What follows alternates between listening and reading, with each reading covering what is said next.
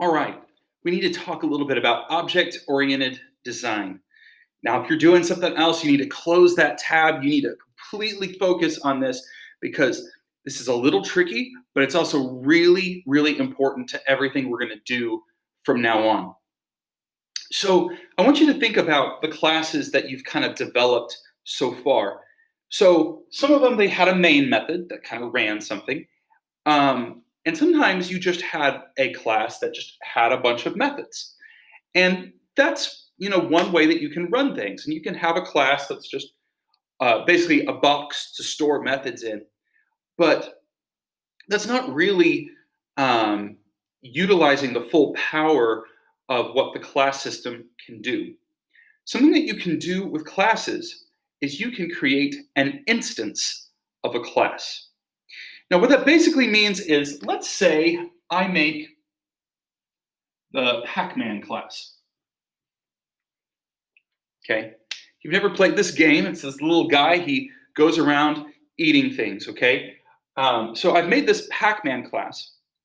But what I'm going to do is I'm actually going to create a Pac-Man object, okay? So Pac-Man is the class, and I'm going to create an instance of this class, okay? An object. And I'm going to call him Tupac. Stupid joke, whatever. So I've got this class called Pac-Man, and then I create a Pac-Man object called Tupac. Now, I've got this guy.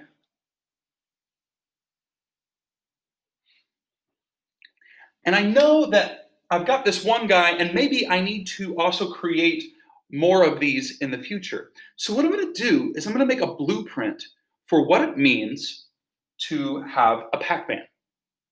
So any object in Java is going to have attributes and behaviors.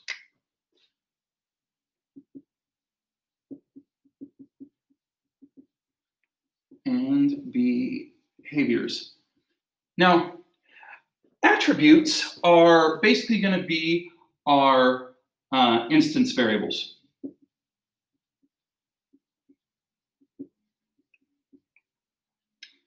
Now, what that means when I say instance variables, that's variables that don't belong to the entire program. It just belongs to this one specific instance of the class. It belongs to one specific object. If you don't know what I mean, let me give you an example. So maybe some attributes of Tupac might be his color. Okay, maybe I want to do a yellow one or a green one or a blue one. So it's going to be different depending on your Pac-Man object. You might also want the location in X and Y. So the X, Y coordinate location. So we've got the color, the X, Y coordinate. We might want to know what direction that he's facing. And the reason we want to know that is that's going to depend on, how we draw him, depending on which way he's facing. So direction facing. And we could have all sorts of things. We could have what mode he's in. There's like the regular Pac-Man mode, and then if he eats a certain thing, he goes crazy. And so we could have all sorts of attributes that this Pac-Man has. But then we have to ask, what can a Pac-Man do? And these are going to be your instance methods. Now, instance methods, okay, these are methods that act on an object. It's not just something that can do something in the absence of an object. You have to have an object to act upon with these methods right here. Okay, these are going to be non-static methods. Okay, and what can a Pac-Man do? Well, a Pac-Man can move. A Pac-Man can eat. A Pac-Man, well, what does it do if it hits a bad guy? A Pac-Man can die. Okay, these are all behaviors that a Pac-Man object can do. So you come up with these attributes, you come up with these behaviors, and everything that we do suddenly becomes based on this object. So we start saying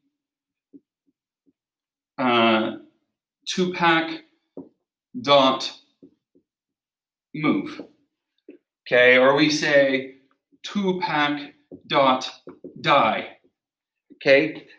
And we say that we're going to do these actions, but they're going to be based on these people right here.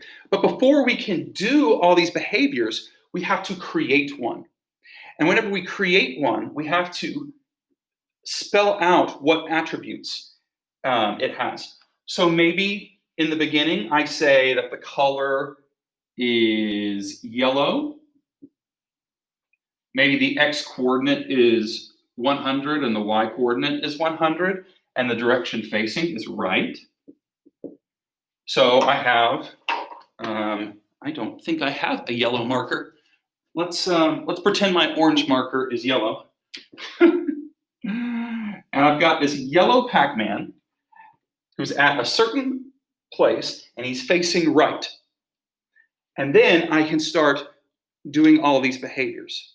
And maybe sometime I want to change his color. But maybe I want to create another one that's facing down at a different coordinate, and it's purple. Okay? And maybe its name is 3pac. Okay?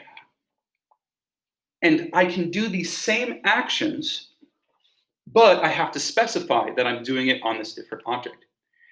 And this all seems very strange at first, but it becomes really natural after a while. You come up with a plan. You come up with all the attributes, you come up with all of the behaviors, and then you're able to create objects and act on them. And it feels much more natural sometimes than programming in other paradigms. You can also have all sorts of different objects that interact with each other. And that becomes natural after a while. So we haven't gotten into any of the coding stuff yet, but this is the idea behind class-oriented or behind object-oriented design. You have these attributes, you have these behaviors. They are both non-static.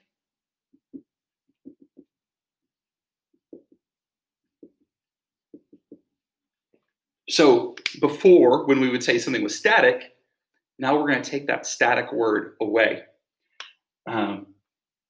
So there's your introduction. Good luck.